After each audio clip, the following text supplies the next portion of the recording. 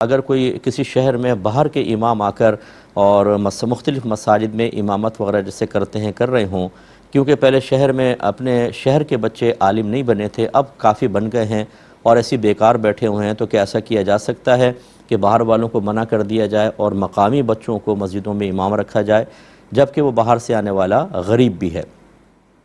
دیکھیں، مسئلہ یہ ہوتا ہے کہ امامت کا جو صحیح حقدار ہے اور لوگوں کو صحیح دین سکھا رہا ہے، اچھی ان کی اصلاح کر رہا ہے، ایسے کو امام بنانا چاہیے، چاہے وہ باہر کا ہو چاہے مقامی ہو۔ امامت کوئی